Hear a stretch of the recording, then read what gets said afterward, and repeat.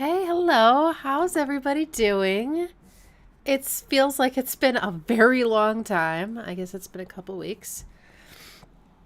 So I thought today what we would do is listen to your requests for game scores because that has come up a bunch of times in the last few live streams we've done.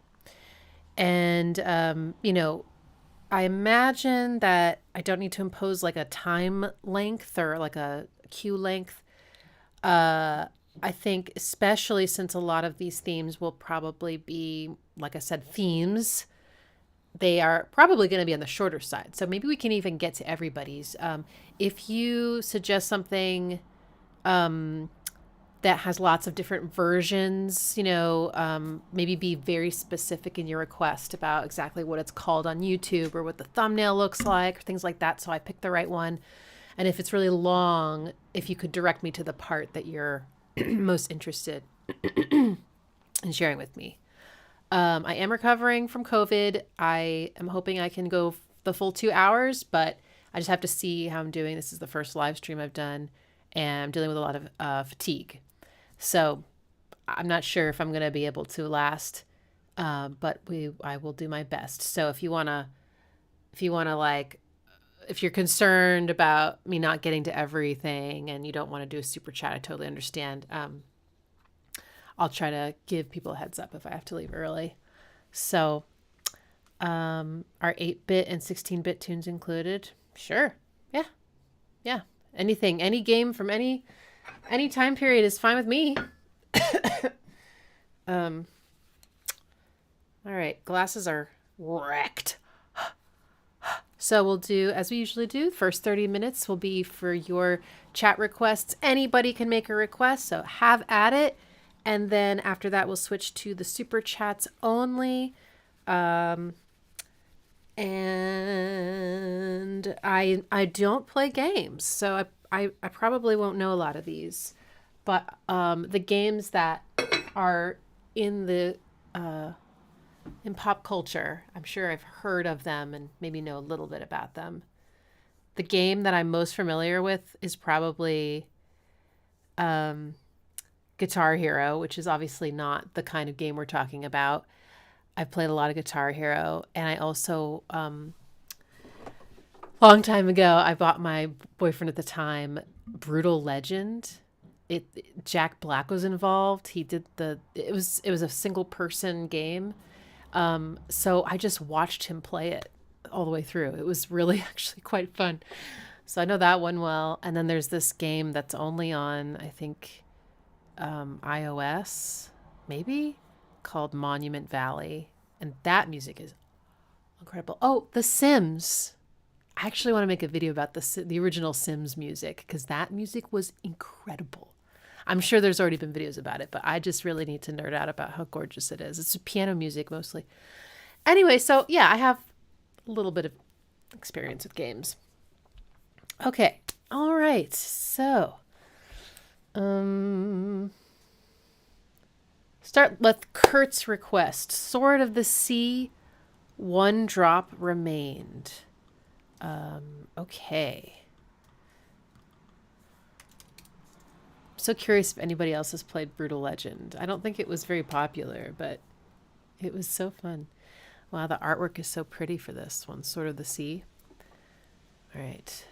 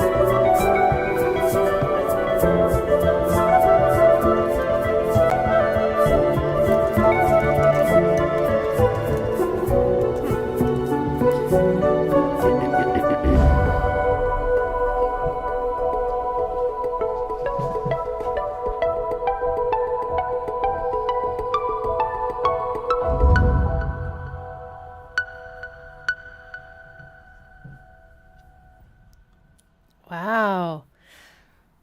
I'm curious. That makes me curious to know what the game looks like and what it's about. I mean, the image that I'm looking at is there's like a figure who's either like running on the water or is on something that is going fast on the water. And it gives me like, I don't know, the artwork almost looks like Japanese. Super pretty colors. And there's almost looks like the birds that are flying through the sky almost look like they're made of origami. And it's so pretty. So this one, I mean, this is a pretty long queue, and it went through different phases. I don't know that I could hear a central theme, but it was very evocative, right? Created all these moods. It felt like it didn't make me feel like I was in danger. It made me feel like I was on some sort of adventure and I was exploring, and there was maybe beauty, around me. The harmony was quite pleasing. It was like, again, wasn't trying to make me feel uncomfortable, in my opinion. It was very full of wonder. And so maybe some of the scales, I feel like I might have heard like some pentatonic scale at one point, which is a very like open, pleasing scale. It doesn't have any drama. That's almost like its hallmark, is it's just, there's no drama. And I really like this part. Let's see if I can find it. I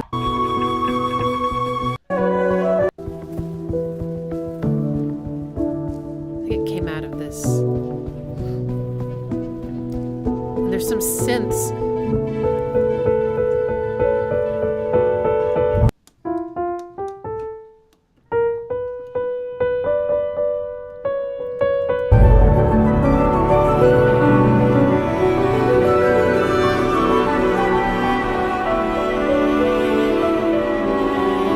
I'm not sure where. There was a part that had just such a beautiful rhythmic engine to it, and I loved the instrumentation. But yeah, it has a lot of, piano, strings, flutes, and orchestral instruments. But then there was definitely some synth action as well. But it was really tastefully done. There was that kind of gated synth, but then there was also a synth that was like in unison with one of the flutes. I just love that. I mean, I think that's it's so easy to forget that you can do that when you're arranging something, that you can give the same melody to two different instruments. And not only can you give it to them like in that instrument's range, like maybe a cello playing it low and then a flute playing it high. But you can actually give it to two instruments that are in the same range and they can be playing in actual unison. And the timbres of those two different instruments mixing is so interesting. This is not a score, but the beginning of Airbag by Radiohead has this mellotron cello and then a low distorted guitar, and they're playing in unison, and it's like a new sound almost. Anyway, so that was really lovely. Yeah, this was very pretty. It definitely makes me interested in the game. But I'm also like, again, I'm a Monument Valley girl, so Valley girl. I'm like a Monument Valley girl. But it just makes me think that the game is going to be something like that. But oh yeah, and then the choral elements at the beginning, that was a very different feeling. Like it got more freed up and like hopeful. The beginning had a little bit more darkness. I forgot about this. This was a little bit more uncertain. I completely forgot about this part. Yeah, this one definitely has some pain, some uncertainty, some mystery to it. But again, I don't feel like I'm completely in danger. Some of these cues probably will be very obviously making you feel like you're in danger. Yeah, wow. So pretty. Well, hopefully there'll be some cues with some very focused melodies that we can pick out on the piano. But I think for now, a more general kind of analysis of that one is appropriate. Okay, next one. Let's do something from Silent Hill 2, which we've recently listened to a cue from that. I think it was Black Fairy that we listened to. We're going to listen to The Day of Night. So this is Akira Yamaoka is the composer.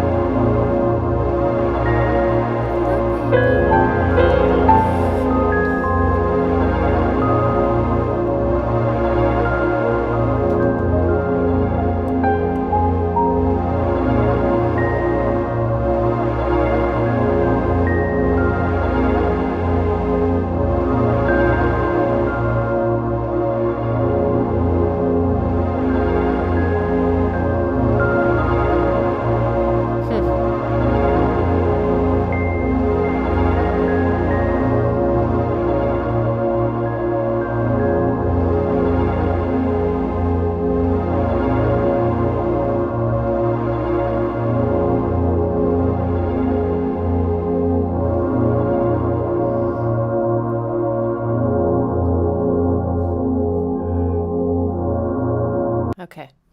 Oh, yeah, we can play this one. So what I hear, a few different layers. The first pad reminds me a lot of like Aphex Twin. The second selected ambient works compilation. The kind of lo-fi quality of those pads. Two minor chords, which I think have a little, I was trying to sort it out, a little bit of a dissonant note in them. And I think it was in both of them. So it almost felt like it, it was like pitched down to create that change. But kind of this minor chord and then this one. But yeah, there was, I think maybe this note, I think was in. Yeah, I think it was that one. That's a perfect fourth above the bottom of the chord. And even though as an interval, a fourth is very consonant, in its position inside of a chord from the bottom of the chord, the root, it actually sounds more transitory. And it's also rubbing up against the notes next to it in the chord, like the third and the fifth, right? Because the fourth is in between the third and the fifth. So there's all this, that note. So it's rubbing up against this one and this one. And then again, down here. Here it is. It's very pretty. The way people will write it, when you see like chord names, the ones that look like passwords, this would be an 11th, an added 11th, not a 4th, because of the way that the naming convention. And it's almost like if you think of a 4th exploded bigger than an octave, it's an 11th. Like if you kept counting 1, 2, 3, 4, 5, 6, 7, 8, 9, 10, 11. It's the same note as the 4th, but just an octave higher. So that's sort of part of why they call it the 11th and not the 4th. But anyway, that's so pretty. And then another pad came in that was moving a lot quicker. It almost felt like it was not quite moving in time with the other one. And it was an octave higher, but it's the same 2 chords. I'm pretty sure, just moving a lot faster. So I thought that was a really cool, like, almost tip. You can reuse material in your music in so many ways. This is one of the ways you can do it. Take something, a chord progression, and just change how quickly it changes. And it will feel different. It will feel familiar, but now it's interacting differently with everything around it. So if I play like, right? See? Now each one of those faster chords that's just doubled they're hitting at different times on the other chord. Anyway, that was beautiful. And then this melody that came in, which I bet you would sound so pretty played on piano, is a really high, almost glockenspiel sound, which makes you feel like, because the pads, I feel very like lonely and vulnerable hearing the pads, because they're the minorness of it all. But then the melody comes in and it feels very innocent and childlike. And so I feel even more vulnerable. And that melody was in Dorian.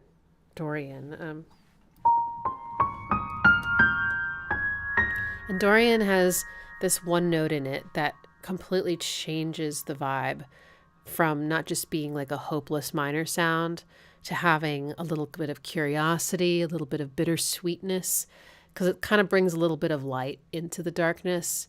So it's more nuanced, and it can feel more magical. I feel like Dorian just sounds like magic. It's so pretty. It can sound playful. It's not so dark, basically. So that was very pretty. It felt sort of a little improvisational, honestly. And this whole thing didn't really have a very clear timing to it. Thank you for complimenting Milo's tail. She does have a good one. Apparently both my cats have really long tails. I didn't know. Is there a skill called durian? Oh, like the smelly fruit? I don't know. Maybe that's the skill. Is that how durian would taste? Oh, man. Yeah. So yeah, I don't know anything about Silent Hill. I'm curious if my descriptions are matching with the vibe. If so, the composers are doing a great job. And I imagine they are, given that you're requesting them, that these are really great cues. All right, next up is a cue from the Diablo soundtrack. From Diablo 2. Okay. Tristram. And the composer is Matt Uelmen.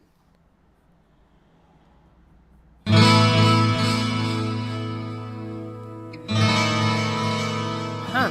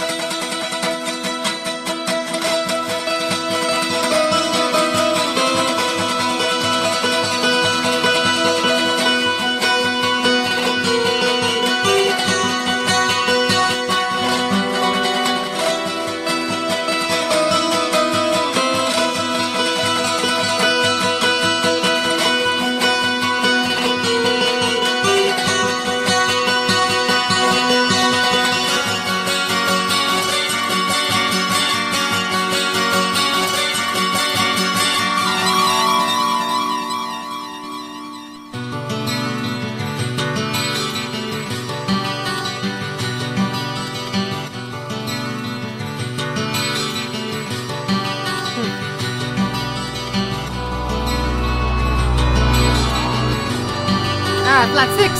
Flat 6.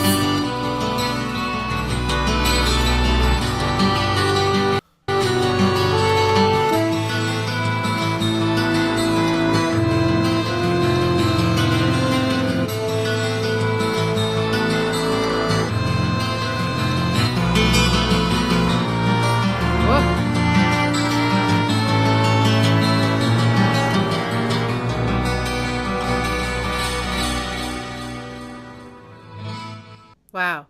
I'm chosen to fade it out because it goes on for many, many more minutes, and I kind of want to talk about it. So this is not what I would necessarily expect from a game score. The instrumentation, there's, I mean, it sounds mostly like this, maybe it sounds like a guitar kind of, but there's something, maybe a 12-string guitar, or maybe like a mandolin or something, but I don't know. It's so beautiful and mysterious. That's mainly what it is, right? And then there's these delay effects that come in to create more depth and more rhythmic interest. They're especially on those harmonics. And then the cello or double bass sounds like a synth, or a VST or something. It's a virtual instrument. And there's a lot of different parts. I could definitely figure out the chords for like the beginning, just to keep it simple. But the whole thing feels very, very mysterious. There's a lot more dissonance in this one than in the other ones. If I had to guess, what it's trying to communicate is a slightly perilous journey and a lot of darkness and fog or something. But maybe also putting you in a time. Like the guitar feels sort of, I mean, guitars have been around for a very long time, but it feels more folky. So maybe this is taking place in the olden days or something. And yeah, there's a lot of uncertainty, I think, introduced by this harmony. Like this. So for my patrons that are doing the suspension chord challenge, this is a big old suspended chord, sus2, which is very expectant. And then now there's a tritone. Probably right here. Yeah, it's pretty. But because there's a tritone now, things feel like they're falling apart a bit. It's not a strong interval. And then okay, so it goes back and forth between those. That almost, I forgot about that. That almost sounds like a saxophone. It's slightly out of tune. Oh wait, maybe it's a French horn. Wait. Okay, it's a VST, so some kind of brass.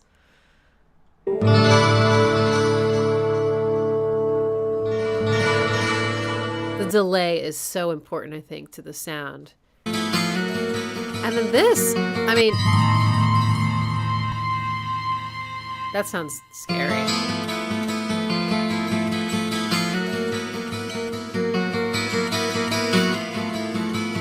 Both these chords have a lot of dissonance in them.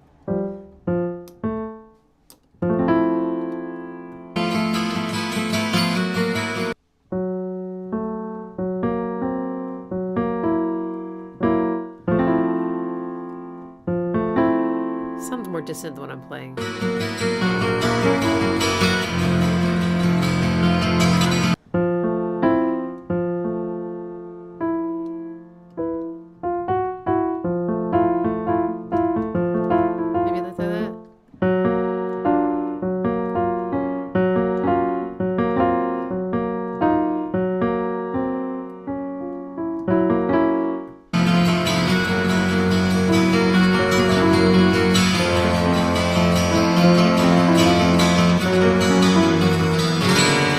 Yeah, so either way, there's a bunch of seventh chords.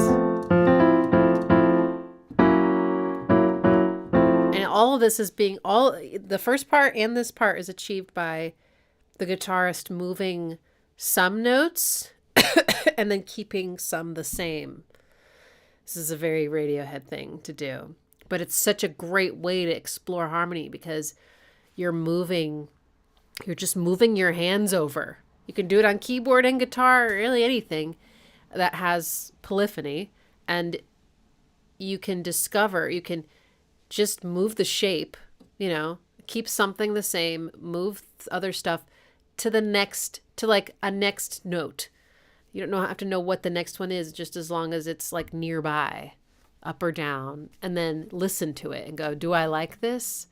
And then keep going, It's such a cool, I just think it's such a physical way to make music, and you get this cool feedback loop with experimenting with the shape and then listening to if you like it or if it's doing what you want it to do. And if not, you try something else. And if it does, you keep it and you keep moving, and it's cool. But yeah, the whole piece felt like this kind of harmony. There was a section where it was all minor chords, which if you watched my Nightmare Before Christmas Part 1 live stream from a year ago, we discovered that whole score is built on just minor chords, one after the next. It starts to sound very, very scary. So anyway, that's kind of my quick and dirty. Apparently this one was also a super chat, which I didn't realize. So I'll do another non-super chat or two to make up for that lost time. So sorry about that. Okay, we have a lot of requests, so I'm going to have to be picky. Let's try this one. It's shorter. It's Dirtmouth from the Hollow Knight game.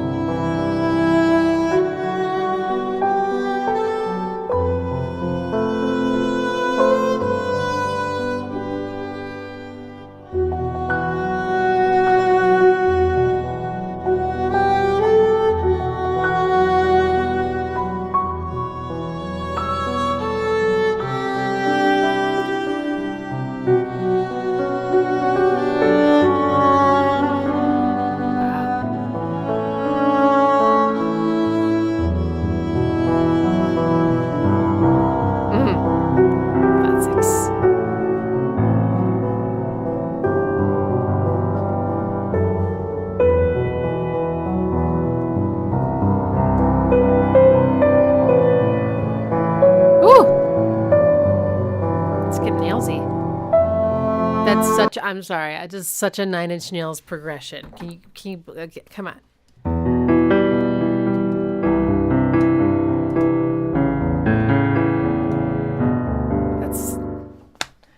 There's a bunch of Nine Inch Nails songs to do that. Okay, sorry. I just had to do that.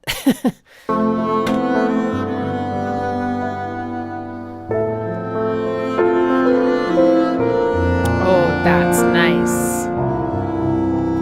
Deception.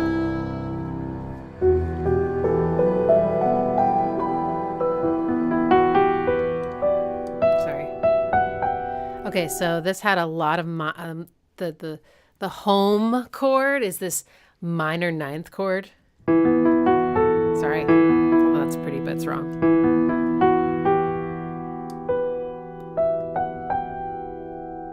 B. And then the melody was all about the night.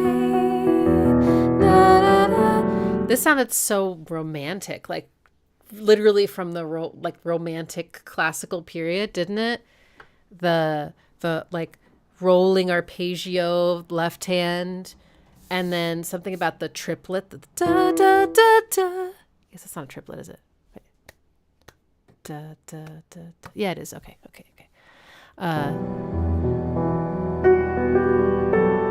Even that, it's called a ritardando. It's when you slow down the tempo and then you go back.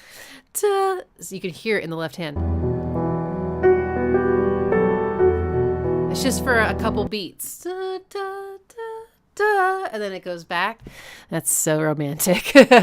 They were all about just like leading into the expression. And then the piano's doing the melody here, but later the violin, maybe it's a viola, joins in or takes over. I think it's another one of those unison things, right? No, I'm wrong. Okay, now this note, this note feels like it could be Dorian vibes again. Yes. And I was wondering why I kept feeling like a tritone, and that's, I think, because the ninth and that note are maybe a tritone apart. Is that possible? No, they're not. Okay. Wonder what I'm hearing then. What would be a tritone away from that note? The third. Okay. See? That's that vibe this is bringing in.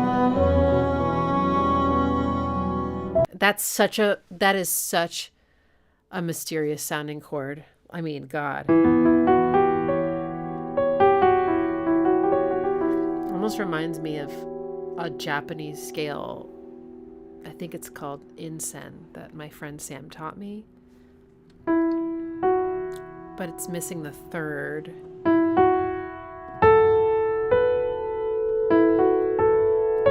No.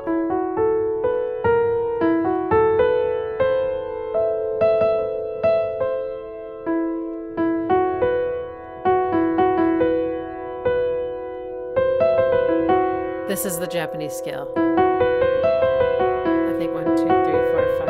1, 2, 3, 4. 1, 2. Sorry.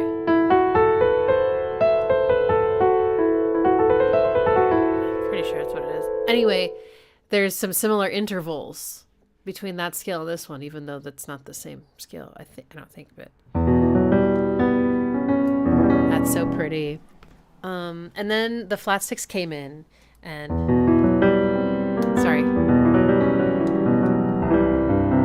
and then it went down here, and then here, and then it did the Trenty thing.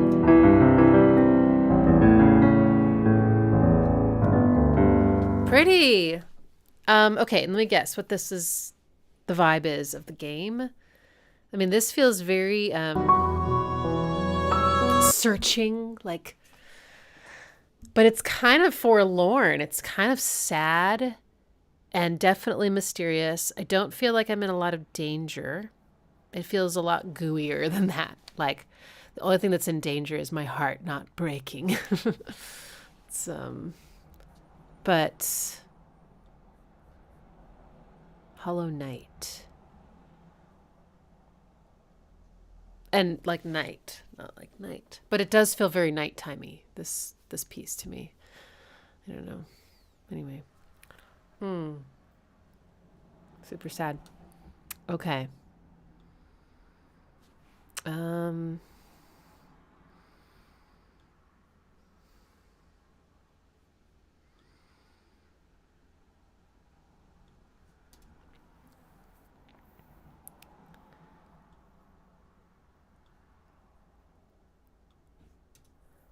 Okay, hang on.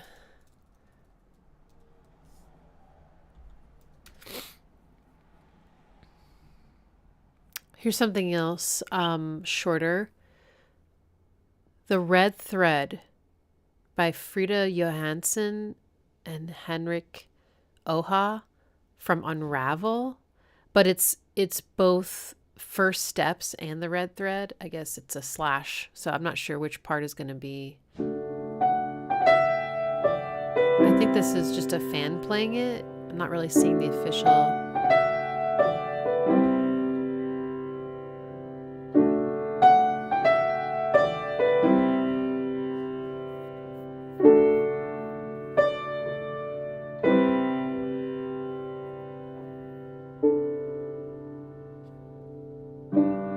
So maybe this part is the red thread.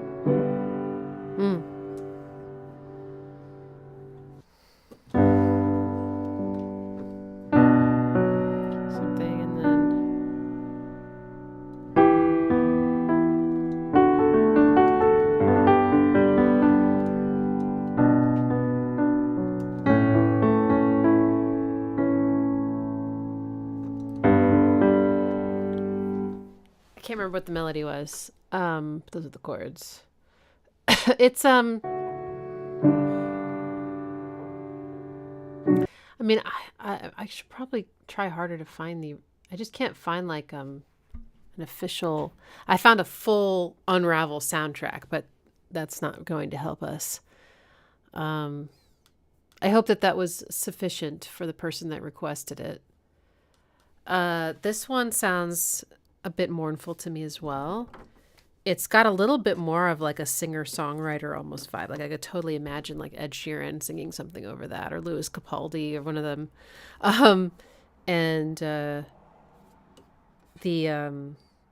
Yeah, it's almost got almost more of a pop kind of composition.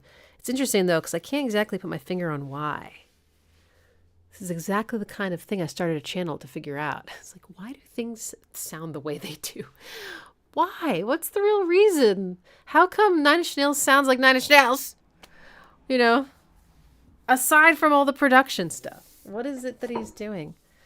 Well, I will say this is pretty diatonic, so like it means like it fits right into like a major or minor key. So that might be part of it. But maybe it's something also about the melody, the da-da-da. I don't know. But yeah, it's pretty. But it doesn't make me think about a game, so I'm not sure what I imagine. Unravel doesn't sound happy though. I'll say that. You know, just the name, but I'm not sure what the setting is. Okay, we'll do one more from the general requests, and then we'll switch to the super chats. There were a lot. So, okay, this is going to be a very different kind of request, so that's why I'll do it. It's a song by Health for the Max Payne 3 game. Max Payne. Never heard of this. Rockstar Games presents. Also never heard of Rockstar Games. Okay, so Panama. Okay.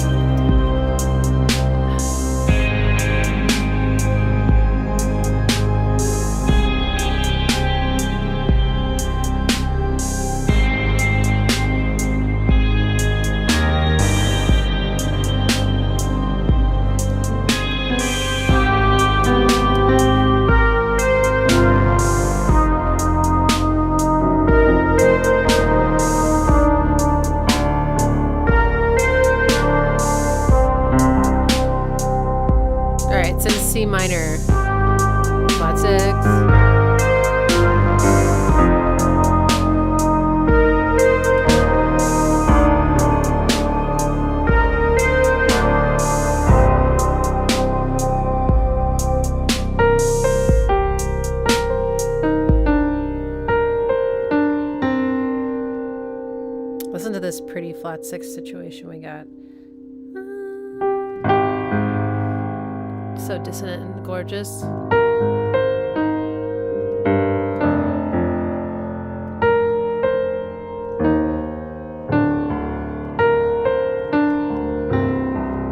Very interesting. It's not what I mean, I don't know Health very well, but I've never heard any of their instrumentals. This one sounds, yeah, very 80s. Like, I don't know when they made this, but it does sound very 80s. Someone said this was an 808 drum machine. It's, I mean, everything about it sounds 80s. So I'm curious if it was actually made in the 80s or if it was meant to sound, to place the characters of the game in the 80s. Definitely would be pretty effective. Super slow drum groove. And then kind of that. It's so funny how Stranger Things has changed so much for. It's so easy to reference Stranger Things for 80s things, even though it wasn't written in the 80s. But it has that sort of whatever that synth is, doing the bass line. It's got a flat 6. It vibe wise, it sounds lonely but also kind of, there's like a quiet strength to it.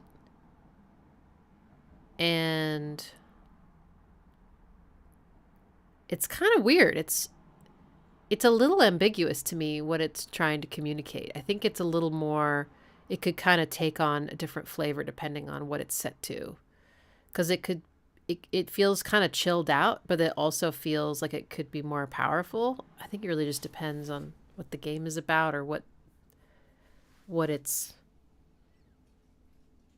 supporting. Interesting. All right. Okay. Well, thank you for all of your general requests. I got all of them in tabs, but we're going to have to move forward with the super chats now. If you didn't get your request done, and you want to now do a super chat and take a chance there, you are welcome to. But we do have so many that I'm thinking probably not going to get to them all, but I'm going to try my best. Maybe if it's okay with you, I can fade things out a lot quicker once I get the gist of things. All right. Let's start with Vorlon asks request. Another Diablo, the Tristram village. Wait, did we do that? Is that different than Tristram? Let's see. Maybe it's the same. Maybe it's a slightly different vibe. Tristram village music. Is it the same? It is. Okay, cool. All right. Well, we did that one. Great. Okay. Maybe that was the super chat. Right. Okay, cool. Chris Watt requests Clair, Obscur, Expedition 33, Alicia. Okay. I am not sure which one of those is the name of the game. You probably know, but I will find out in a moment. Maybe I won't. Okay.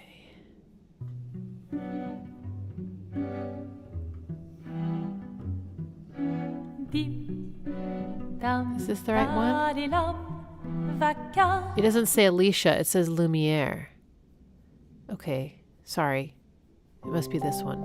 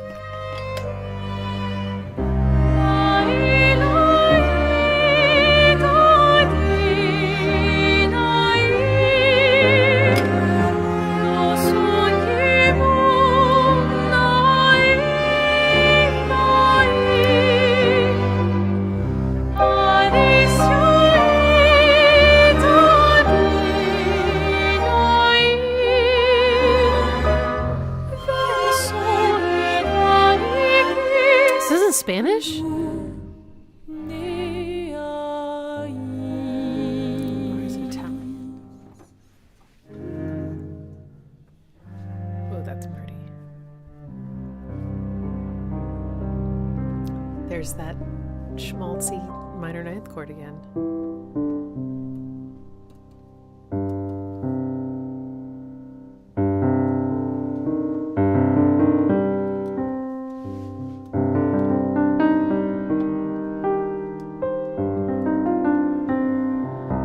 This one sounds so classical.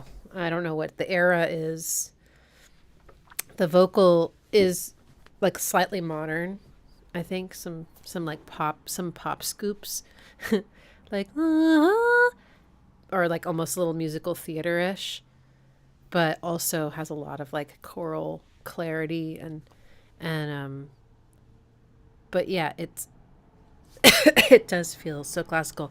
A lot of harmonic minor moves, which to me is like when I hear piano and harmonic minor, which is a scale you've heard, I promise, a million times, it just sounds like classical music. Like it's just like that. Like that's the sound of classical music. So there was a lot of cadences that ended like that in this one. Interesting. I mean, the music video shows all these performers. It's clearly just a chamber orchestra, you know, and the singer, which I'm imagining is maybe a sort of unusual ensemble for a game score. And it looks like it was, this was uploaded only 8 months ago. So is this like a new game? But that's kind of cool. Stop. Wow. It's very pretty. Hello, Milo. Hello. You gonna switch sides again? Let me show you on my butthole. Okay, awesome. Next is... Ooh, On the Beach by Carolyn Polachek from Death Stranding 2. I would love to hear more from her.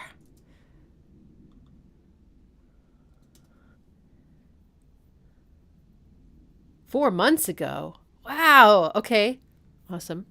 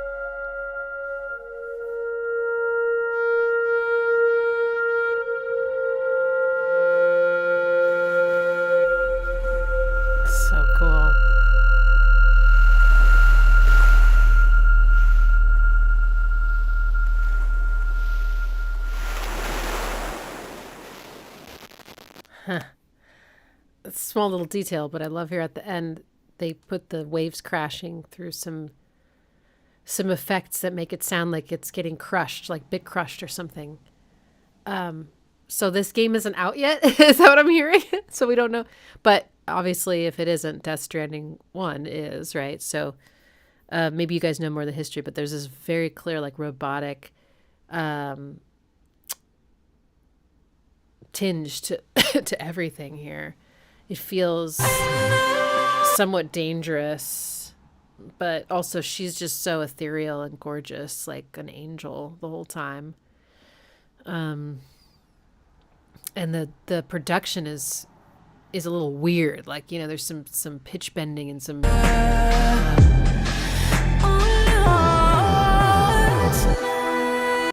really, yeah, some noise, some choices that I think are meant to sort of make things feel a little, yeah, maybe a little dangerous or lost or some kind of mystery. Crazy. It is out. Oh, okay. I thought someone said it wasn't out yet. Amazing. As for her vocal technique, so I wouldn't say I'm a hardcore fan. I haven't like delved into her discography yet, but I have listened to her Tiny Desk, watched her Tiny Desk concert. I follow her on Instagram, so I pick up things here or there. So she's definitely has like an insane amount of vocal control. She can do this flipping thing with her voice. She can sing the same note while making it sound like it's yodeling, kind of.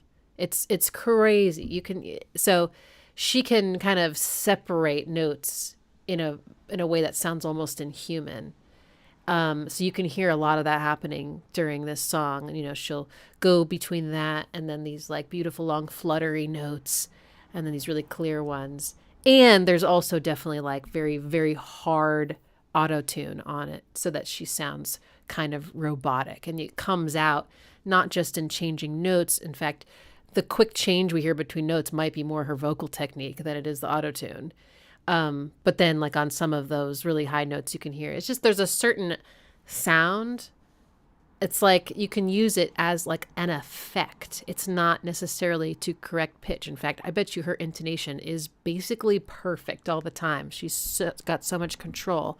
But you can put auto-tune and have the retune speed be super fast and have it be super hard tuned. So it's like everything is exactly, so that you can even just hold out one note and you can hear the effects of that plugin acting. It's hard to describe, but you know it when you hear it.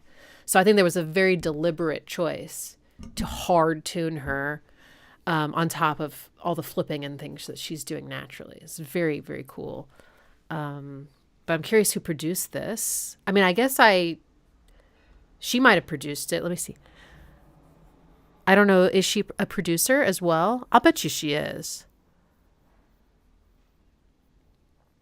Written and produced by Carolyn Polachek and Danielle Harl. Oh, yeah. Co-written by Hideo Kojima. Mixed by Jeff Swan. Oh, I follow him. Cool. Wow. That's so haunting. I definitely want to hear that one again. Whiz. All right, next. Let's do Omar's request. Sogno di Volare, Civilization 6. He says this sounds so big. Okay, awesome.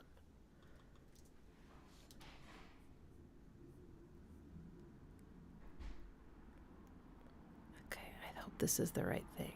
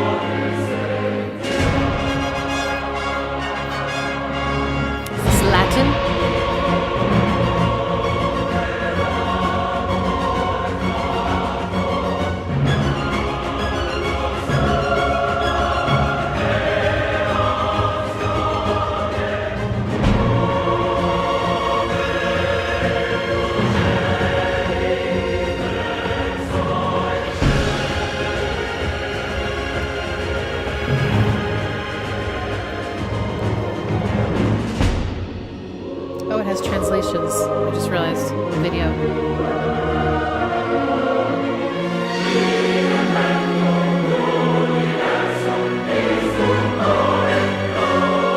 It's Latin. I think.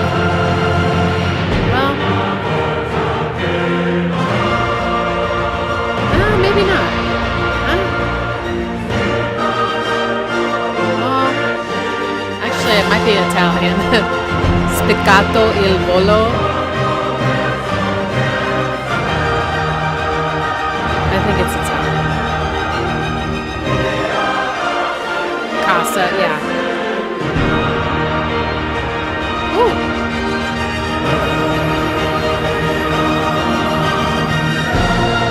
Spaghetti.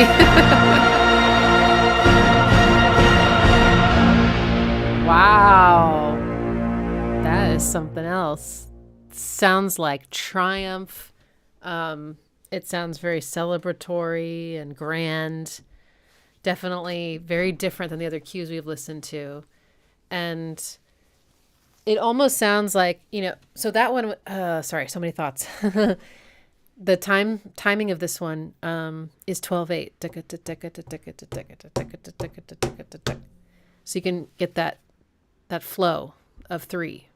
It sounds so jubilant, but then the other parts, I was thinking they almost sound like if you took a hymn and sped it up and put it to like a galloping 12/8. But I think if you slowed this thing down and took out the orchestra and had the vocalists sing soft, it would sound like an incredibly beautiful, reverent, religious hymn or something. Something about the harmony and the way that the voices were arranged, the voice leading. But obviously it wasn't like that. A lot of big, grand, diatonic chords. Was it B flat? Was it? Yeah. Sorry.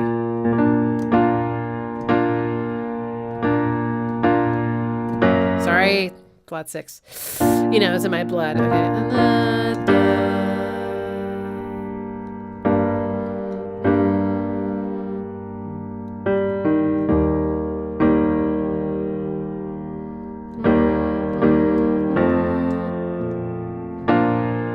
Yeah, a lot of that. Yeah, very kind of choral. I couldn't tell if it was a full orchestra, but there was a full choir. It sounded like a lot of people singing. So that's very cool. Very different kind of cue. Okay, awesome. Nice. Next, let's do Inmate's request. Jazz Jackrabbit 2. That's a game? I mean, okay. I want to know what that game is. Water by Alexander Brandon.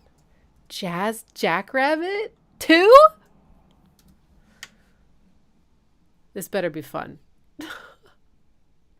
Oh, the water level. Oh. Okay, we'll just play some of it.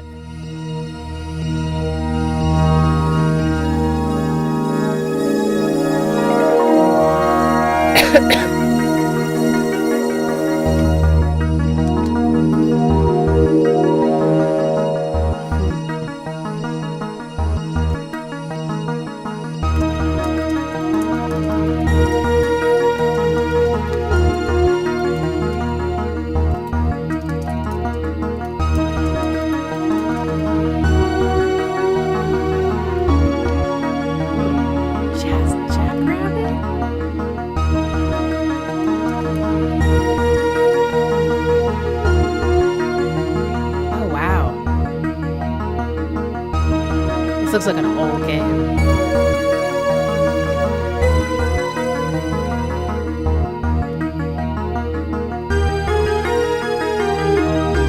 Woo.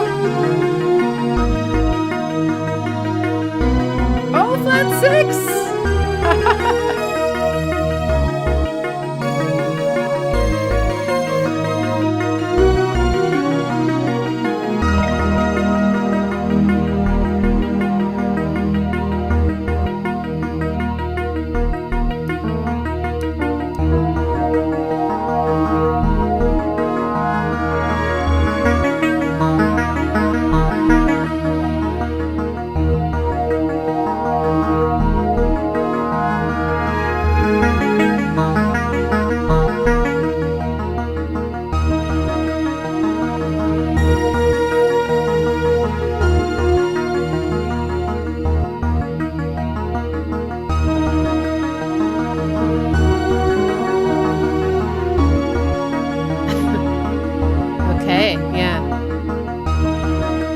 I turn it down, it's just gonna keep looping. So this one almost has like 2 sections. This is the first section.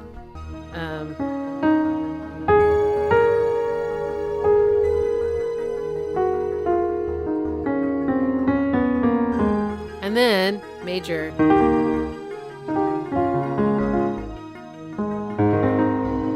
And then flat 6.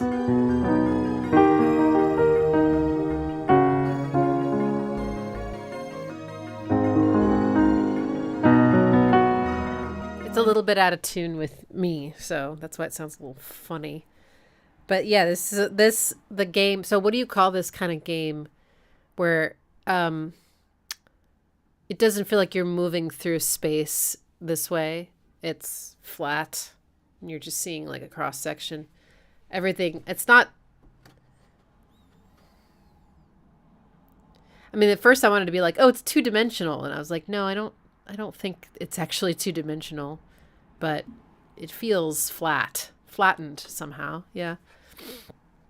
But it looks really old. It looks like, you know, Mario or something, that kind of game. So what do you call that?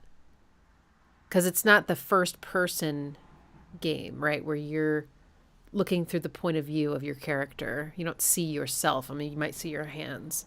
This is like a spectator. Very different kind of style. Side scroller. Huh. Platformer. Okay. Playformer. Okay, platformer. Okay. Side scroller. Interesting. Cool. Third person side scrolling platformer. Okay, awesome. Thank you. Learning so much.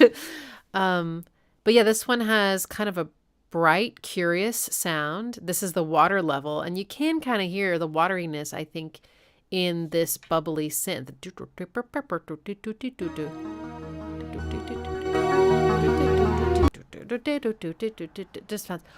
Oh my god, I just remembered another.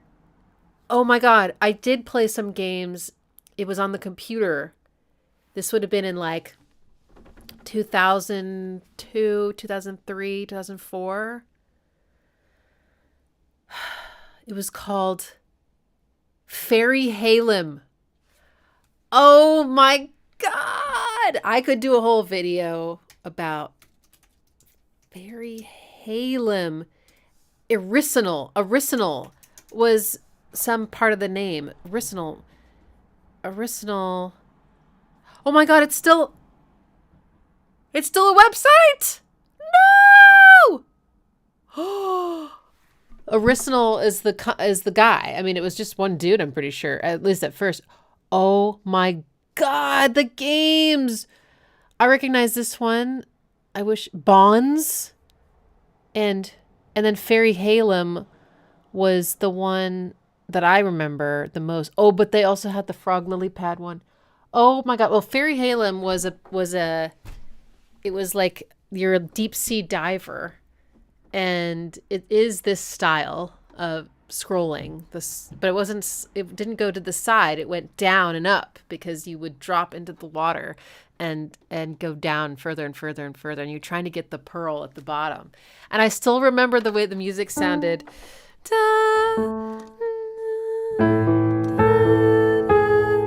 sorry.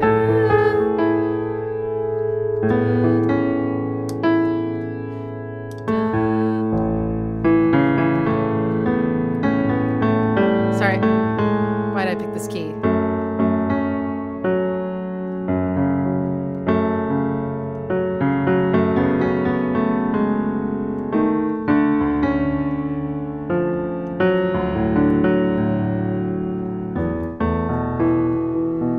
It was higher because it was like, you know, it was in the ocean.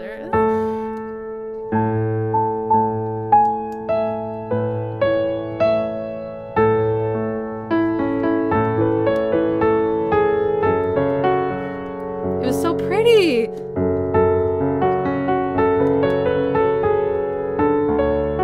How gorgeous is that? Oh my god. Okay. Crazy memory unlocked. Anybody else? Fairy Halem? Fairy Halem. I bet you that's so niche. I don't even know how I found it.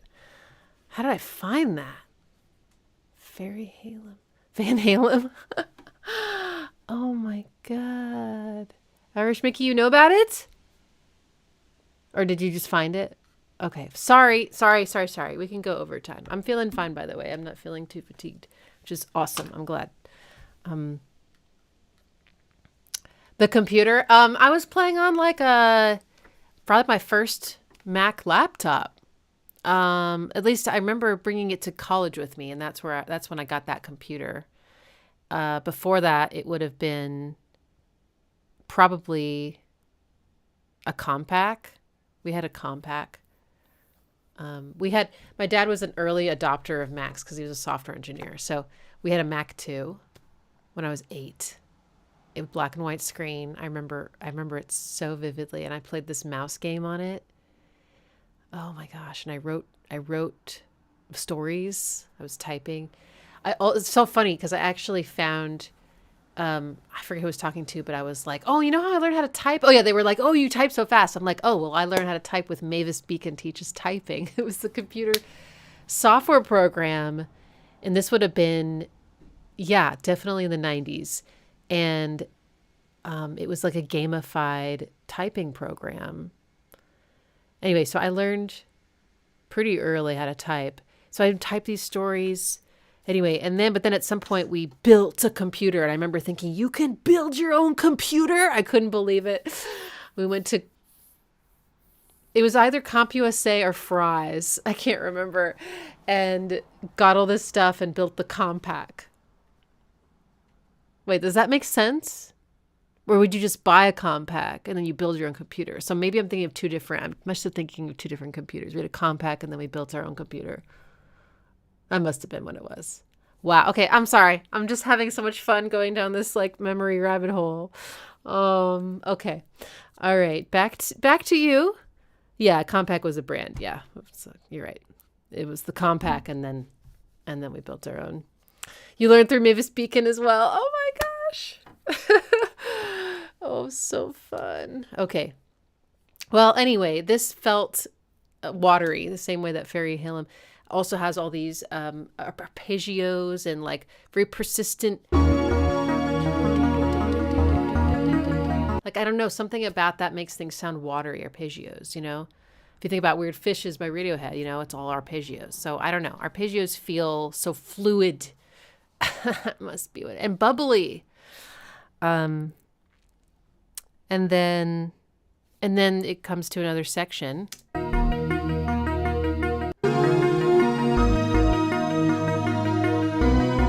I can't believe they put a flat 6. That's so dramatic.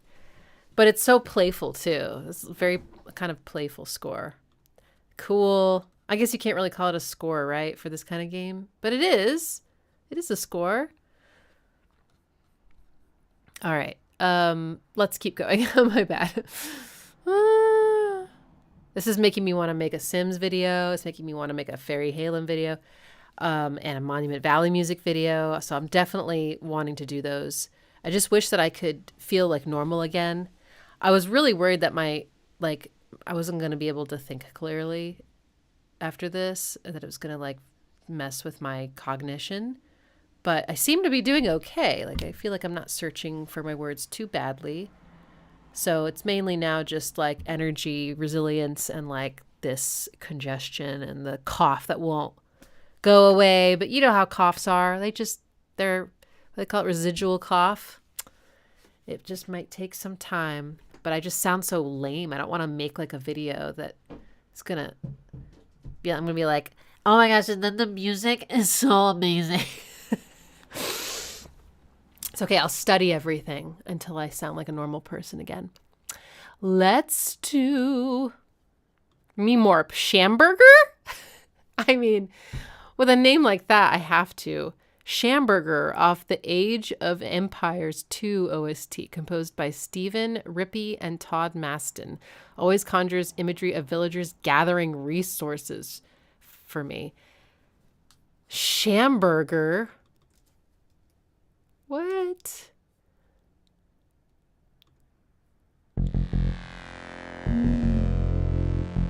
Microsoft game.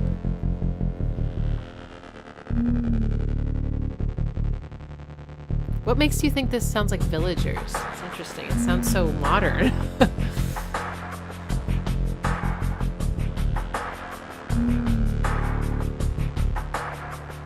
It's like trip hop.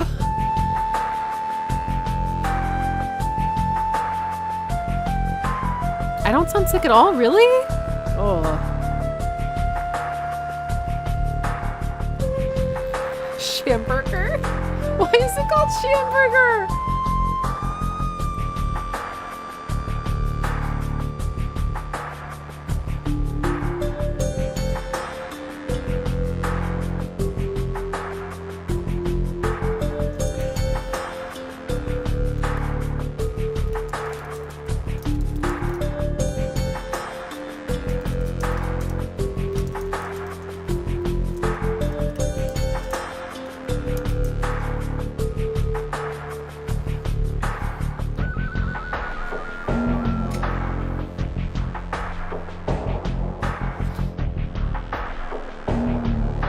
Hamburg.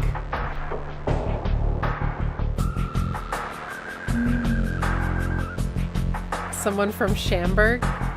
I'm a Shamburger?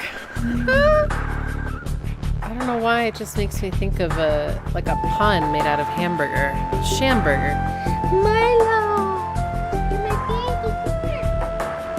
Okay, fine. This is adorable.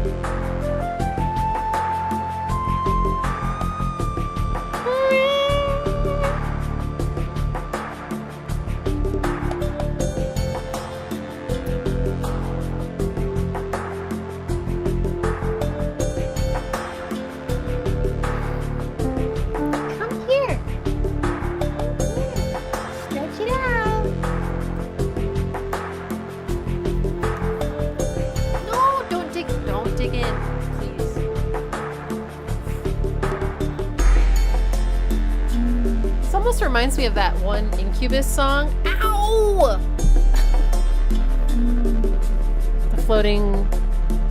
The river song. I'm busy, baby.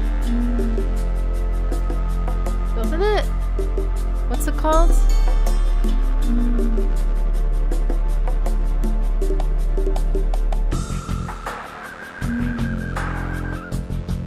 All right. I think we get the picture. So, it's in a major key, and you can tell. Milo, you're so cute. Oh my gosh.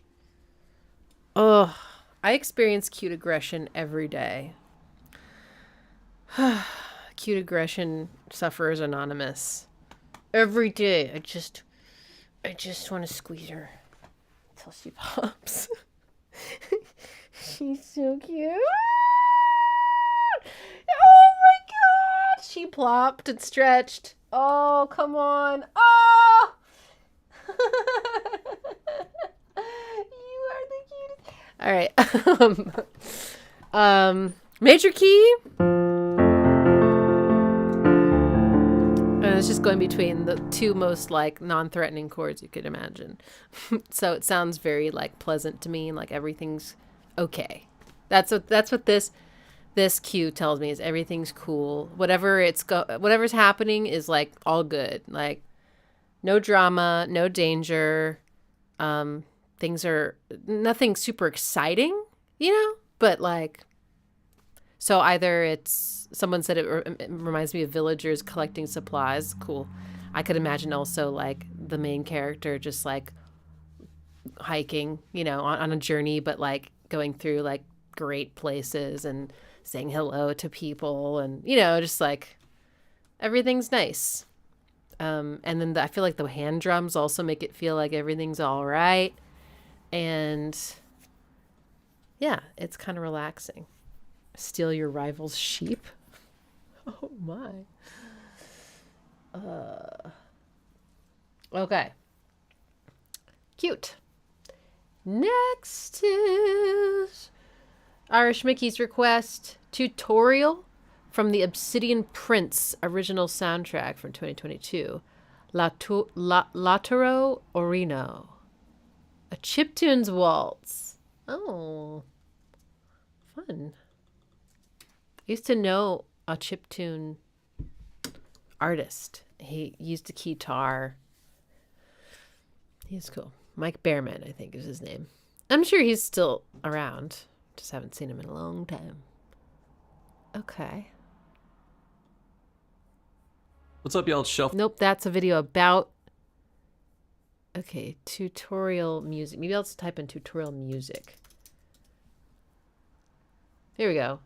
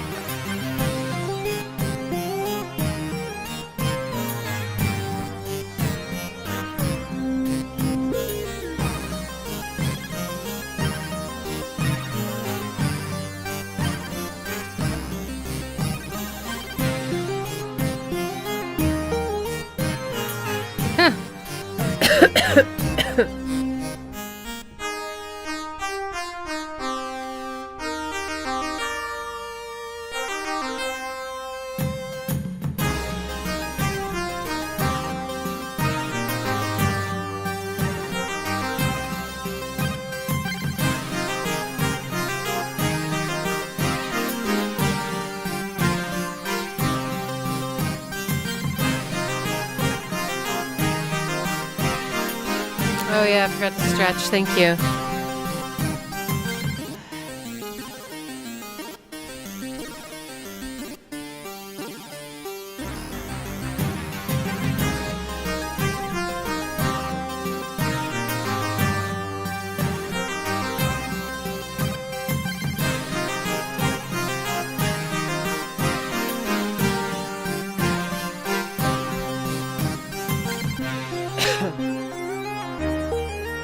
Okay, this reminds me of some theme, some famous da da da da, that part.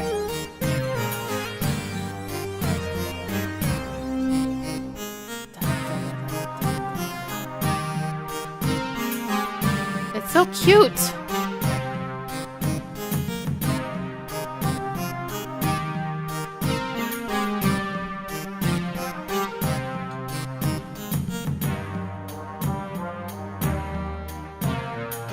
Da, da, da, da, da, da, da. Yeah, that. Game of Thrones? I've never actually seen Game of Thrones. It's funny how the music can still infiltrate.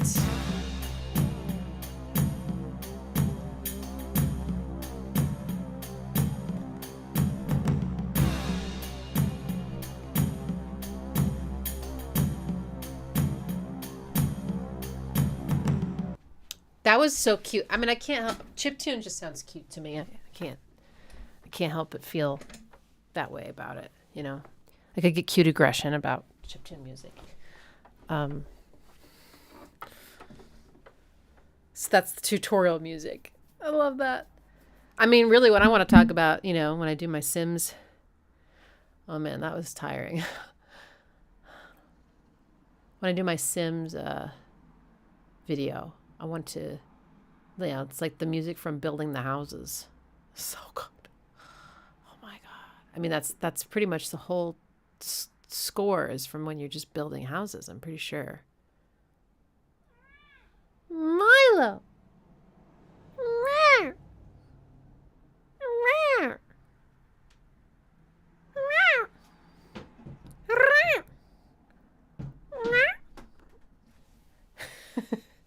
It's the only way I can get her to come to me is by meowing. That's the only way. The only way. Yeah. Nice. Okay, let's do... Oh boy. All right. Malarkey requested Nascence Traveler Journey Symphony. As noted. Okay, so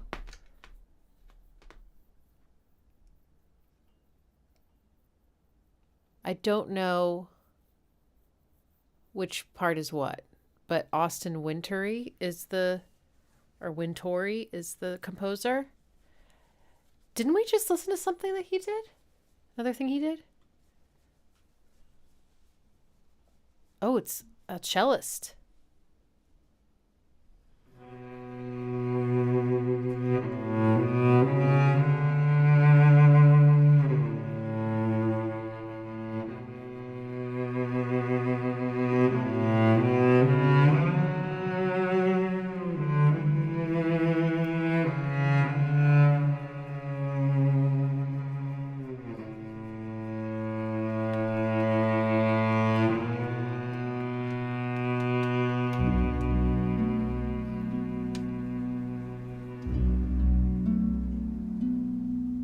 Journey's the game. Oh, okay.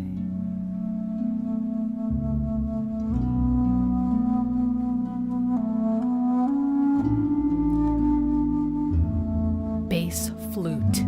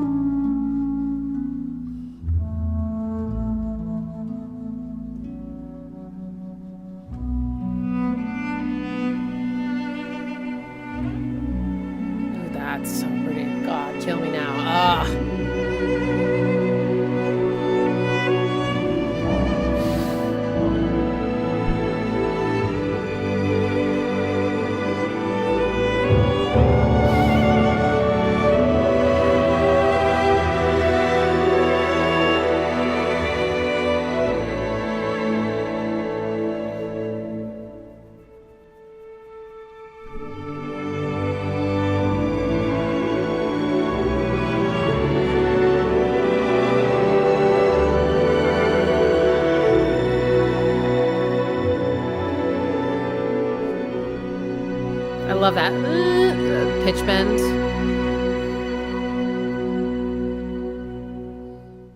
Wow, that was so pretty. Gosh. Gorgeous. Really, really gorgeous. Performed by the London Symphony Orchestra and London Voices. Wow, bass flute though. Such a good choice. It's so haunting. Wow. Yeah, that was gorgeous. I love so there's some strings that do this pitch bend. Well, I don't know what you call it actually on a string instrument, but you slide into the pitch. Start on one pitch and then you slide to the other. I mean, you would call it so many other things in other contexts, but for strings, I'm not sure. But, and it was in harmony. So these two parallel fifths, I think. Yeah. And moving that sound really put me in some mood. It was like, oh my God. It was so distinctive. And then the other bass flute. And I love how you can hear. So this is something that you don't always get with a VST. I mean, other than the fact that it's not, actually a human playing what you wrote. So you miss out on all of that. But you also miss out on sometimes the sounds of the instrument working. Piano VSTs have done a pretty good job of capturing the sounds of the piano, and it's like you can mix them in and out, like the clacking of the keys. Maybe not the fingers clacking on the keys or the fingernails in my case, but the mechanisms inside the piano. But you could really hear the mechanisms of the pads, probably closing and opening against the body of the flute. It's a sound I've always loved. Like if you ever played an orchestra and you were near the flute players and they would be just warming up their fingers and they're not blowing into it and they're just going like click, click, click, click. It's such an amazing sound. Oh my gosh. But yeah, that was absolutely gorgeous. There was one chord that just killed me. I'll have to go back and find out what it was. Interesting to think about what this would support in a game. It's almost like more the emotions I would expect watching a film. But again, I don't have much experience playing games, so. But I don't know. It felt very much like a storytelling cue as opposed to something that just supports, like it's a plot, like it's something supporting a plot device, or it is a plot device, or I don't know, as opposed to just the vibe of a setting that you're in, you know? It felt like I was watching a movie. Beautiful. Okay. Next, let's do Nikolai's request. Disco Elysium OST. What? Boat Ride Sad FM. I'm so intrigued.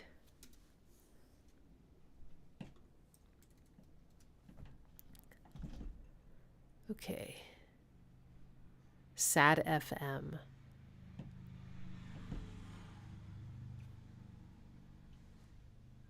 Okay.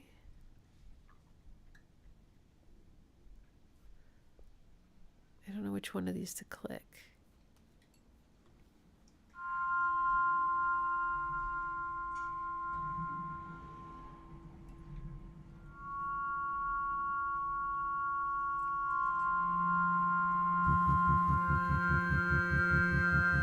Want to be free.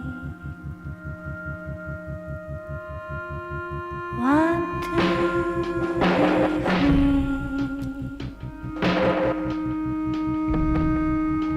It will last forever.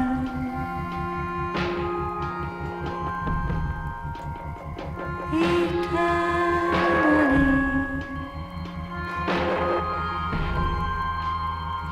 Want to be free. Want to be free. It will last forever.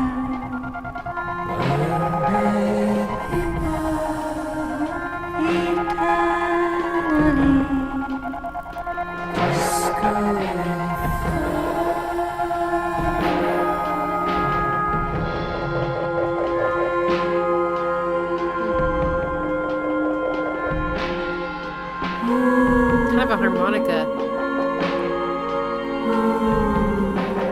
Want to be free. Want to be free.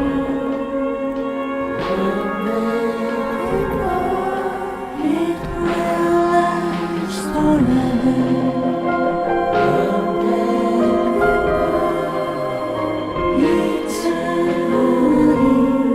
So pretty.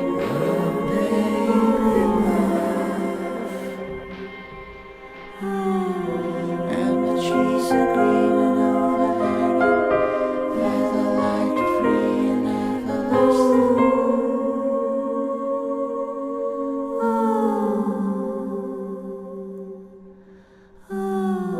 And the trees are green and overhanging, where the light free and everlasting.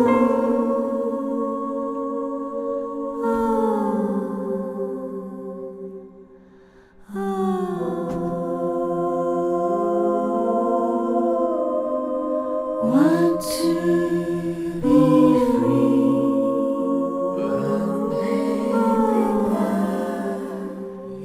Eternally.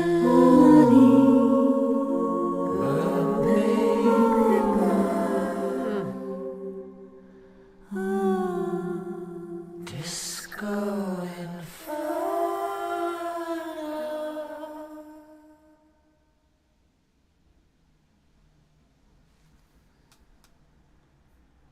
Wow.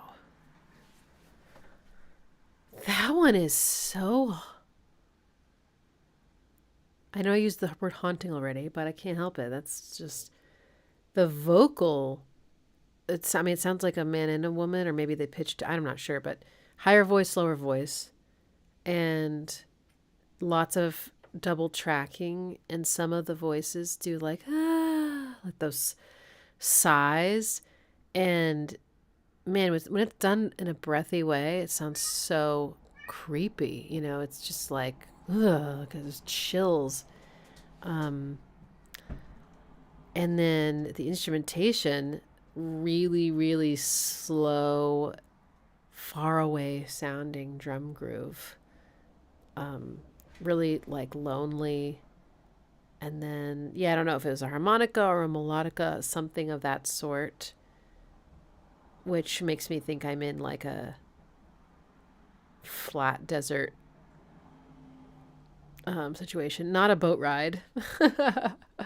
It felt very dry and barren, and not like watery. But then again, Disco Elysium is not what I would expect this music to sound like. Hearing that title, I mean, I don't know what that means exactly, but wow. This one just like sticks. It's just stuck inside. It's just like I'm gonna carry it around with me for a while. Very, very, but so pretty. Wow. Yikes. Okay. Super evocative. Okay. Next is Birdang's request. NieR Automata OST, A Beautiful Song.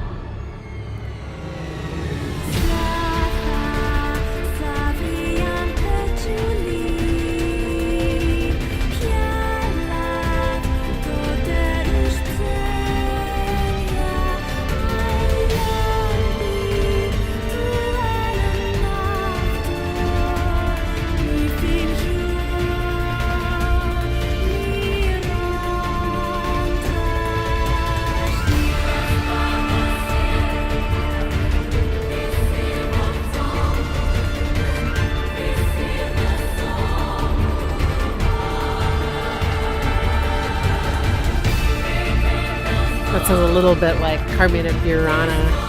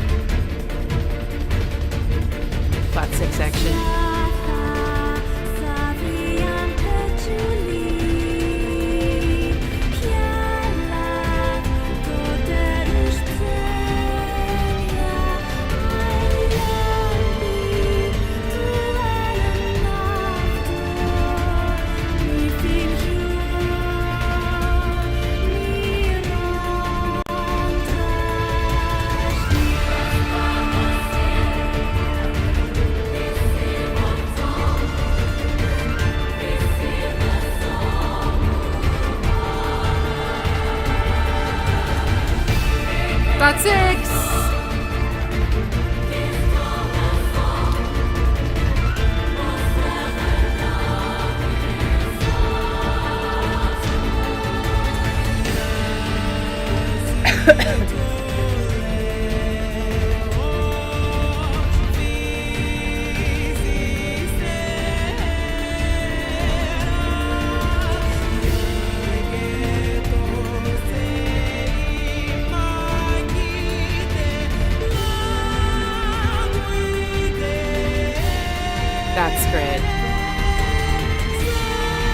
flat 2 chord.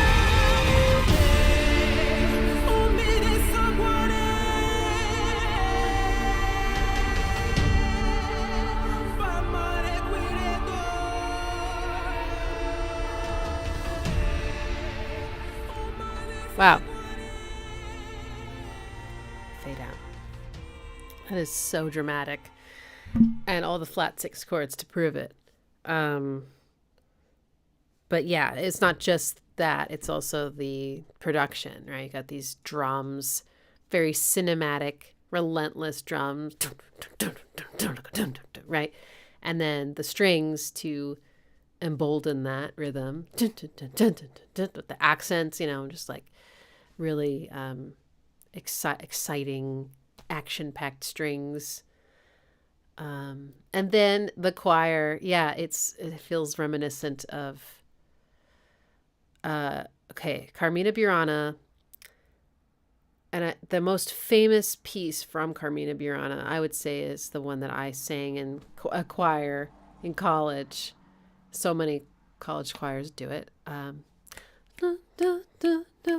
Or O Fortuna? Is that? O Fortuna, something Luna. And then da da da da. So it had similar kind of rhythm and sort of pattern of these 2 descending notes. Except what they did in this one is went down 2 notes, then down again, and then kept going down. But there was also the harmonies, which were kind of reminiscent of. Is it called O Fortuna? I want to know. O Fortuna.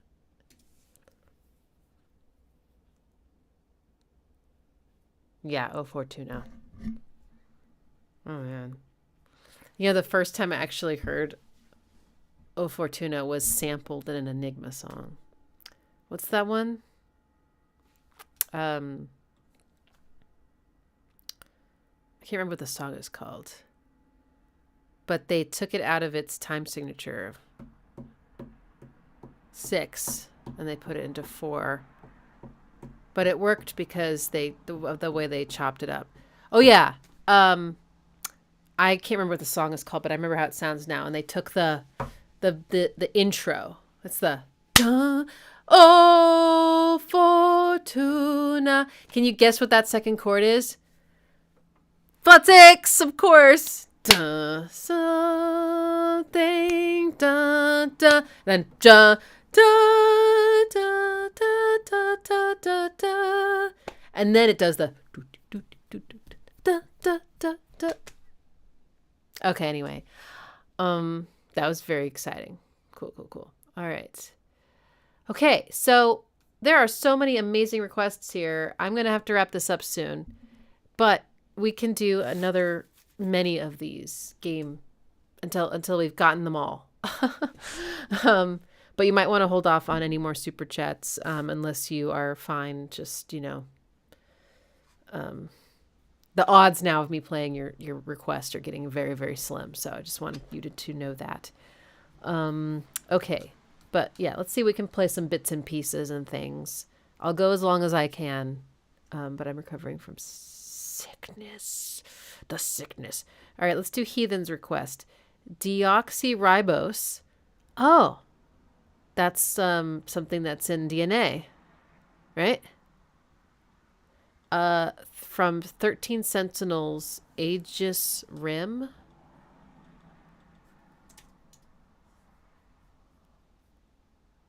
Okay, I found it. Aegis Rim OST.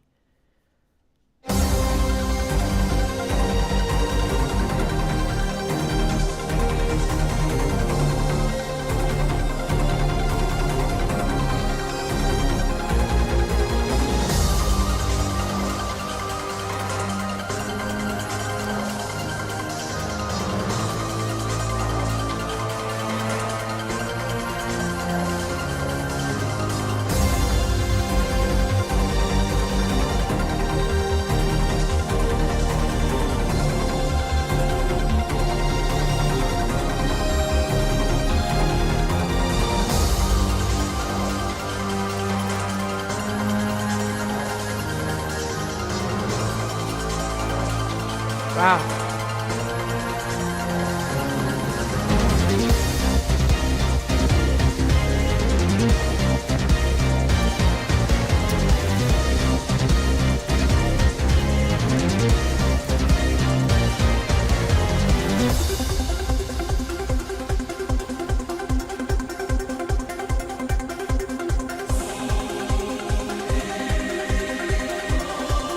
This is fun.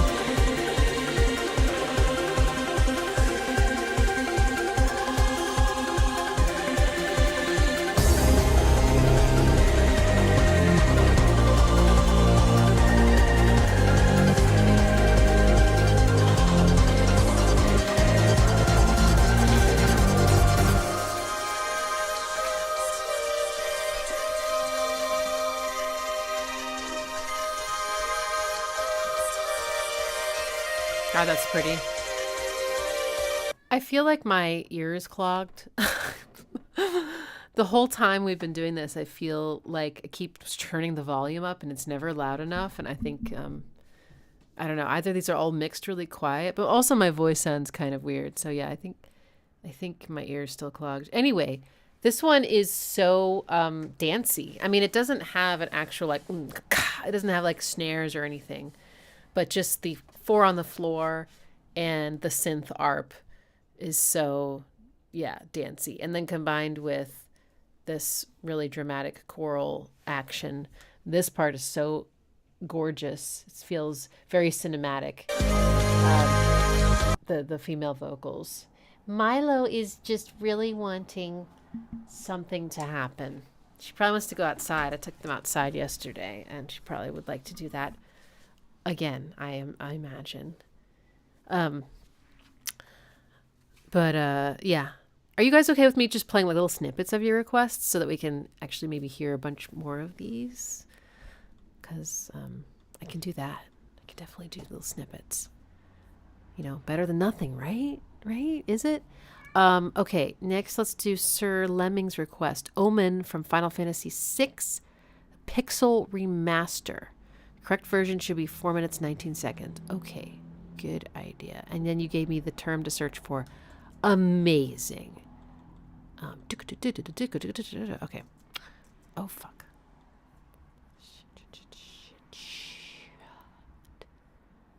Ah, what's happening? Going crazy? Oh, there it is. Okay. 4 minutes, 19 seconds. Okay.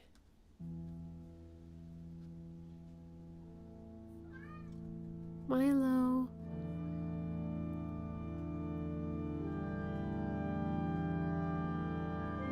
Those are stacked fourths.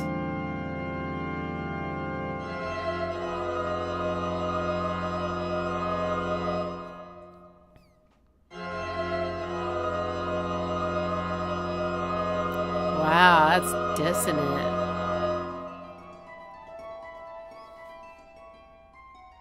I can skip to 115. Okay. I can do that.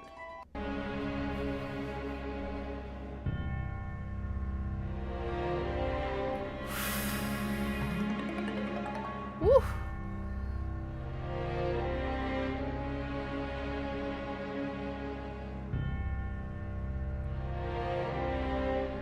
There's a lot of fourths in those chords as well, I think.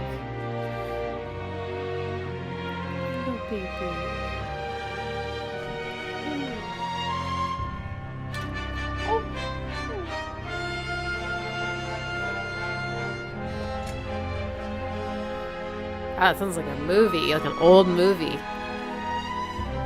Da, da, da, da, da.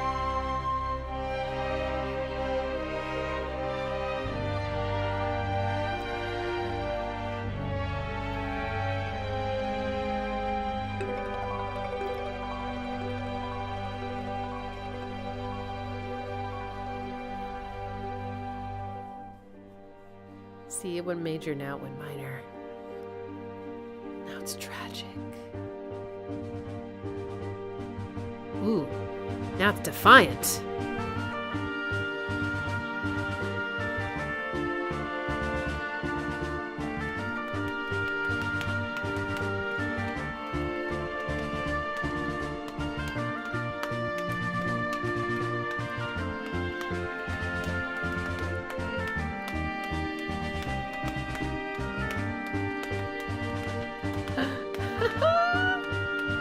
Milo loves this pattern on her booty.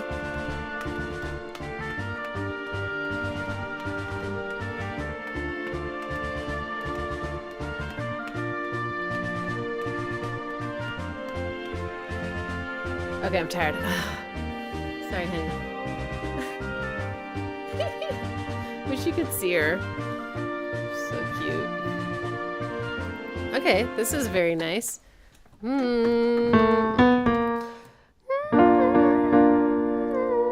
Sorry. I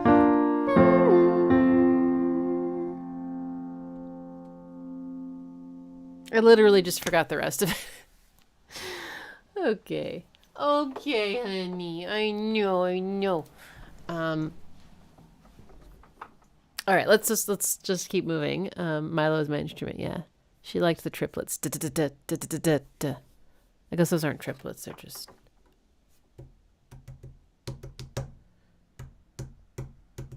Maybe they are. I don't know. You know what? I don't know anymore. My brain is just... Okay.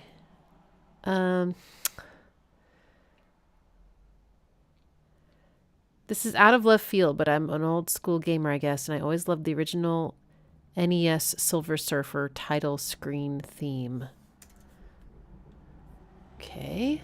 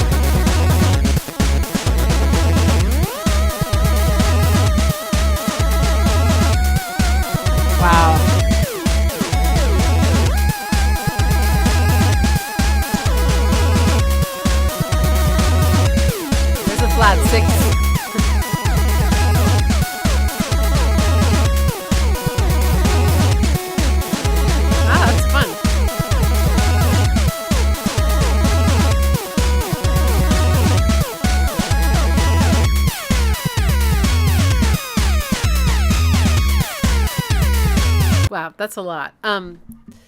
It's really fun though. It's it's got a pedal point bass line. The chords change up high instead, like.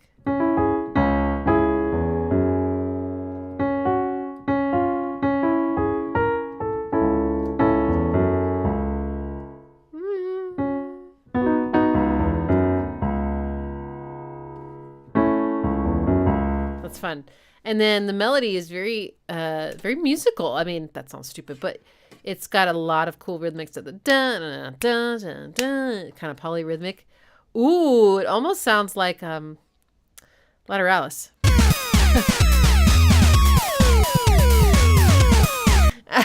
Like the end. And then the drum beat's really fun too. Like this is just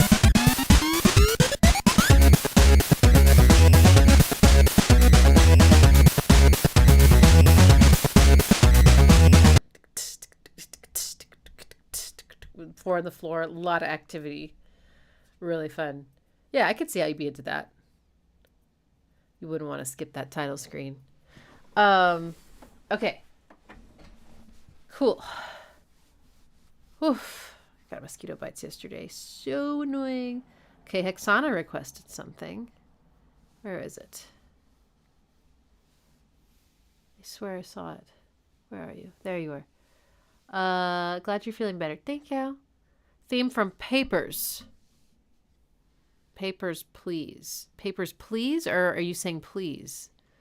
Is it Papers or is it Papers, please? Papers, please. Theme song. Okay.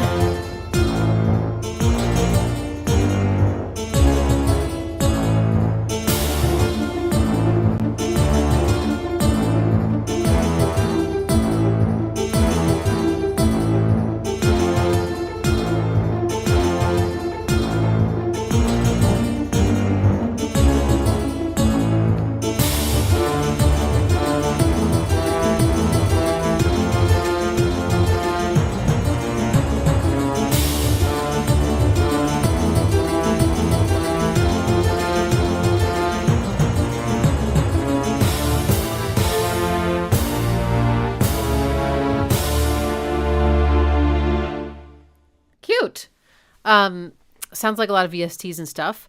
The main instrument, I don't know, dulcimer maybe? Something like that. I love all those instruments. Real or VST, I think it's just such a cool sound. It's not cute. Really? What's happening? I mean, I wouldn't say it sounds like something good is happening, but without the visual, it doesn't sound threatening to me. But that's just because of probably the constraints of writing it.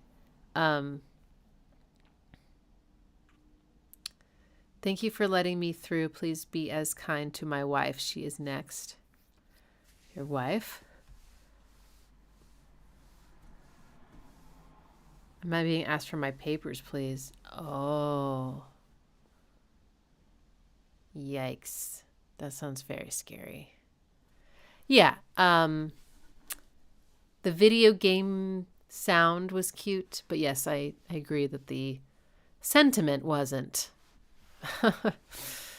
It's a game about Soviet era bureaucracy. Oh, jeez. Wow. Yikes. All right. Next is Mystical Ninja, starring Goemon from Mount Fear. Whoa.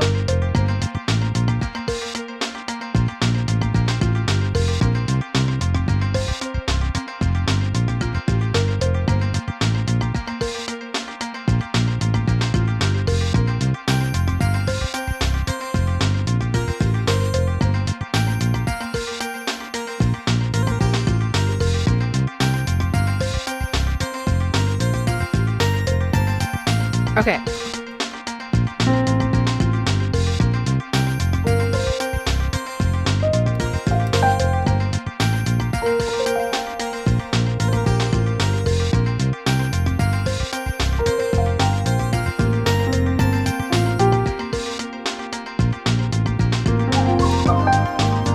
Oh my god, a flat six!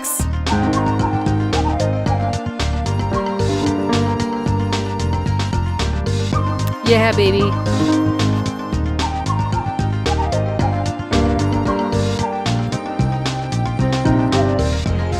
Oh, nice four chord. Oh.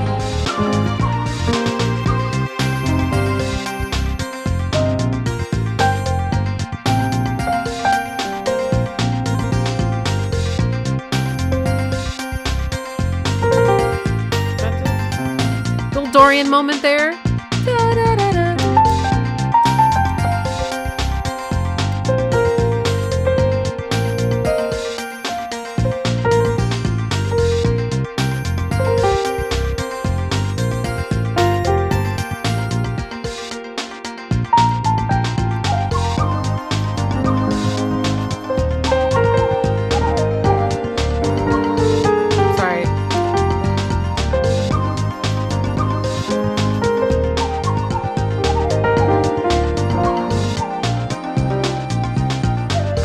And then all the way up.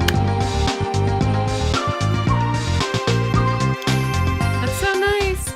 Okay, cute. I like this one. It's Mystical Ninja. Yeah, it does sound mystical because it's in a it's kind of goes between minor and Dorian, this whole part. Sorry. Ooh. God.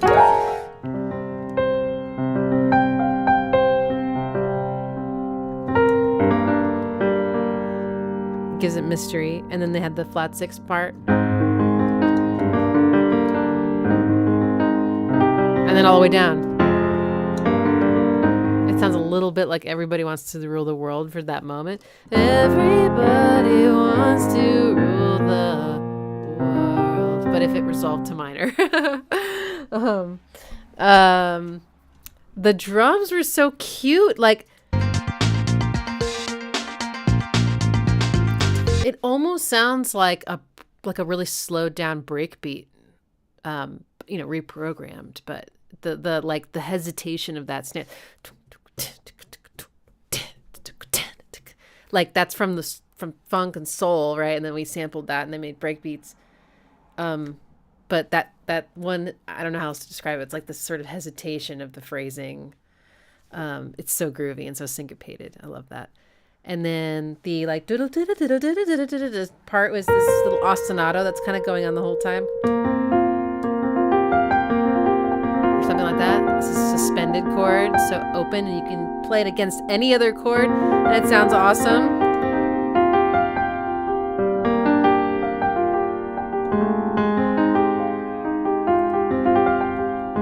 See, it just sounds good. That was a nice ditty.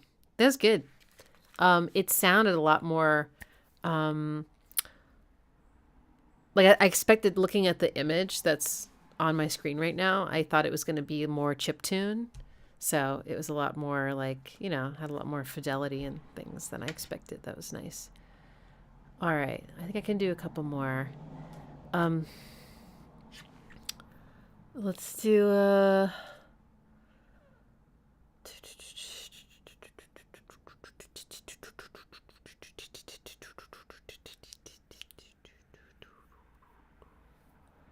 there's so many. Yeah, we'll definitely. Why don't we just do this for on Wednesday as well? Yeah. 5 to 7 Central. Okay, I'm gonna have to start just sort of like randomly picking. Astral Veil requested Shoji Meguro, Hoshi to Bokura to piano version from Persona 5 OST. What's the game that has the most versions of itself? Like Persona 5. So there's been 5 versions. Like what has like something 27? Like all right. Okay, I think I found it.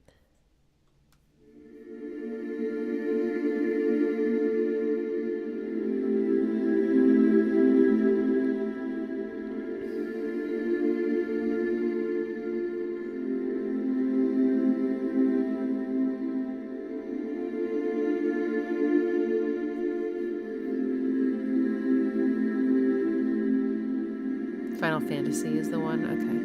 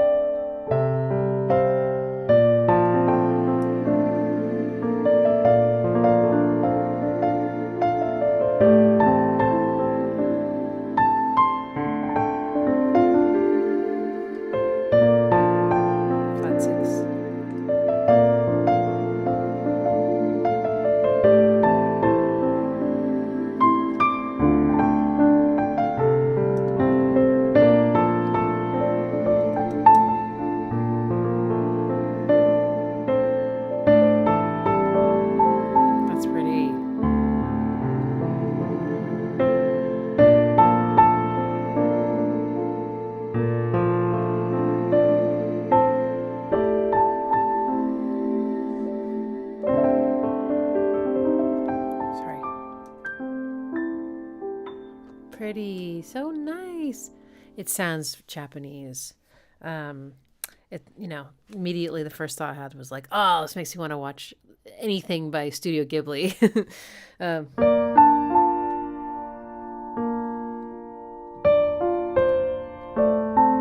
I love how they kept these same 2 notes against that chord. That dissonance is so beautiful.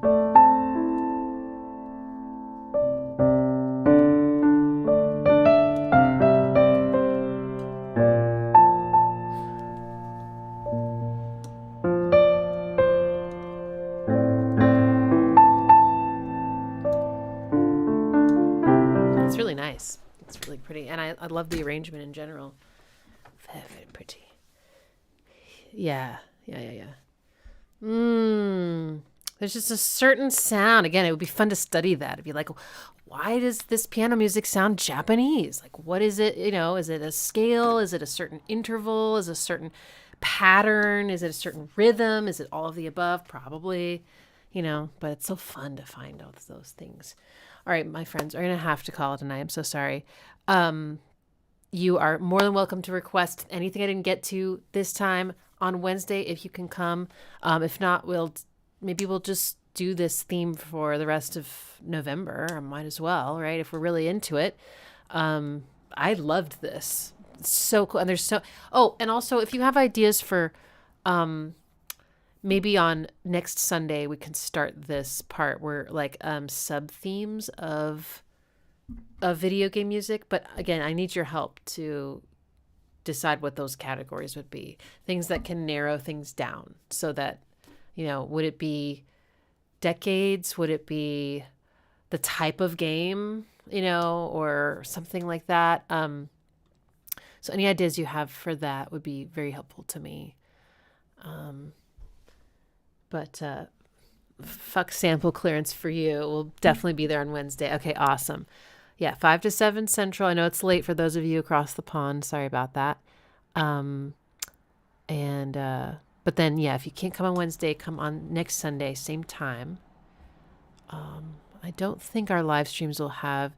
I might not be able to do one on the 26th because I believe I'm teaching that day. But most Wednesdays and Sundays this month will be on. And we'll listen to whatever you want. Okay. All right. Yours would be good, you think? Well, we'll do a general game scores again for Wednesday, and then we can keep the conversation going. But yeah, I'm going to go rest. But thank you so much for coming. I felt so weird not like interacting with y'all for 2 weeks.